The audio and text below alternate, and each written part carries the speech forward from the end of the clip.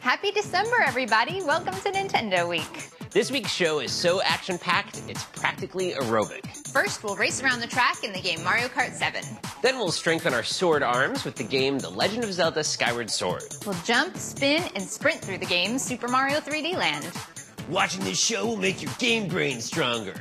There's no scientific support for that claim.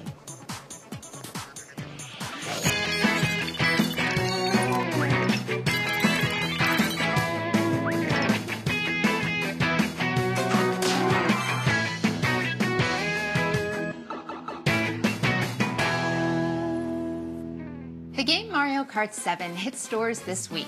In addition to 16 classic tracks from past games in the series, Mario Kart 7 includes 16 brand new tracks.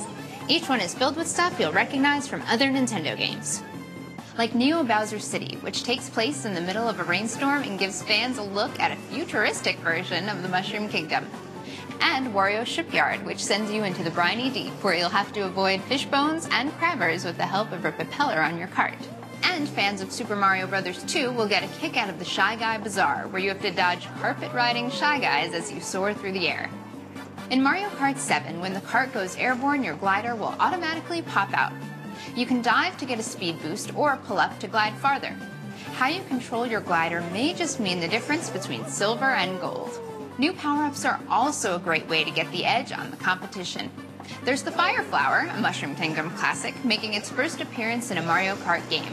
It lets you toss fireballs to spin out other racers both in front of and behind you. The Tanuki Tail lets you take out nearby racers as well, but it's even handier for batting away incoming Koopa shells. And then there's my personal favorite, 7, which grants you 7 potential power-ups at once. Mario Kart 7 also introduces first-person view to the series. Press up on the control pad anytime during a race and you'll be peering out from the cockpit. You can use traditional controls or gyro controls to steer. We'll have more about the game Mario Kart 7 in the weeks to come. Check it out for yourself. It's in stores December 4th. One of the best things about playing a new Zelda game is recognizing features you love and discovering additions and changes that you weren't expecting. Today we're going to check out some of the new features and show you how to use them to your advantage in the game. Early in the game, you'll learn to ride your Loftwing. Loftwings aren't just a way to get from place to place. They're trusted companions and friends. A rider's bond with his Loftwing is so strong that he can dive into the open sky and know that with just a whistle, his Loftwing will be there to catch him. Let's try it out. We're gonna dash off the edge here and call our Loftwing. Ah, so nerve-wracking. A leap of faith. It certainly is. So you pilot your Loftwing with the Wii Remote controller. You can see the steering is really easy. You just use the Wii Remote controller like that. Just a little bit of movement goes a long way. So Allison's flapping to gain some altitude. So maybe you want to try a dive. Yeah, let me show you a dive. So if you point the Wii Remote controller down, the wings go back and you're just diving. It's awesome. I could also do a dash attack like this. Another new feature in The Legend of Zelda Skyward Sword that takes advantage of the Wii Motion Plus technology is the way you interact with objects. Let's head to the pumpkin patch behind the lumpy pumpkin to show you what I mean. Okay, we're gonna go in for our landing. Press the down button, hit B to use our sailcloth. Check out that landing, Gary. Perfect landing. I know. So the first thing that we can do, and they show you right here, if you tap A, and then you can see exactly where your pumpkin will land.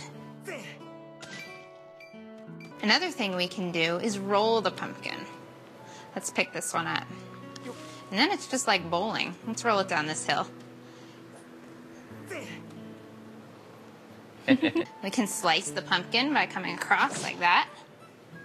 Or you can just stab one like that and then toss it right over the edge. That's pretty cool, right? And then we can do a spin attack and take out several pumpkins at once. Who knew pumpkins could teach us so much?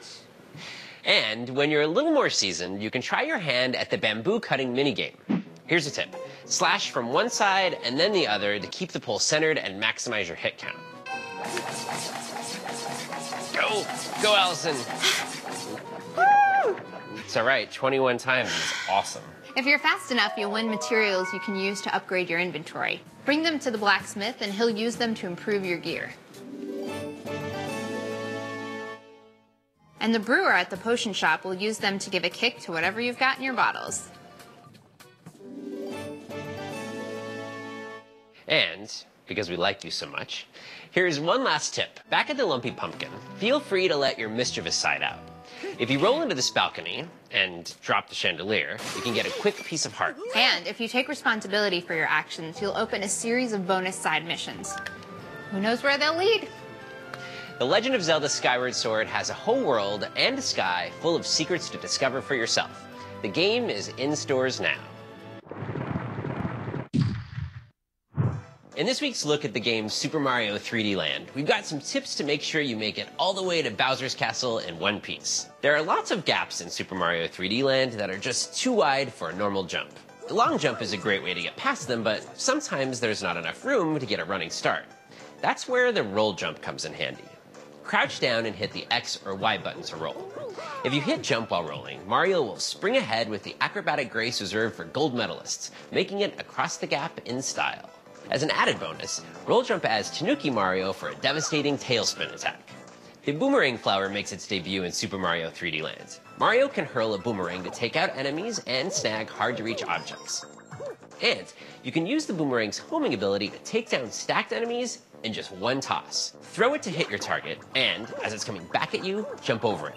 Jump again when it comes back, and it'll hit the stack a second and third time. Taking out an entire stack in one throw will earn you a 1-up. Propeller block lets Mario take to the skies with a burst of vertical speed. It also lets you get a jump on even the tallest enemies like this stack of Goombas. Spin up higher than the top of the stack and ground pound by pressing the left or right shoulder button. Another way to grab a quick 1-up. Some of the levels in Super Mario 3D Land can be brutally challenging. Good thing that's how we like them. If you're having a hard time completing a level, you'll notice more power-ups appearing on your third attempt. 5 failed attempts and you'll be granted the Invincibility Leaf, which makes you invincible for the entire level. If you still can't make it through, don't give up hope. Eventually, your stick-with-itness will earn you the P-Wing, which will let you zoom to the end of the level. Try these tips out yourself and see if they work for you. And if you want to add some flame to your game, pick up a Flame Red Nintendo 3DS system bundled with Super Mario 3D Land for a special price. Grab one today. The bundle and the game Super Mario 3D Land are both available at GameStop and other retail stores now. That's our show. Be sure to come back next week when we play the games Mario Kart 7 and The Legend of Zelda Skyward Sword. We'll also walk through a tricky level in the game Super Mario 3D Land and make some monsters in the game Freaky Forms Your Creations Alive for Nintendo 3DS. See you then. Think that was a good workout? Me too. Me 3. Could you just get out of here? I'm stuck in this position.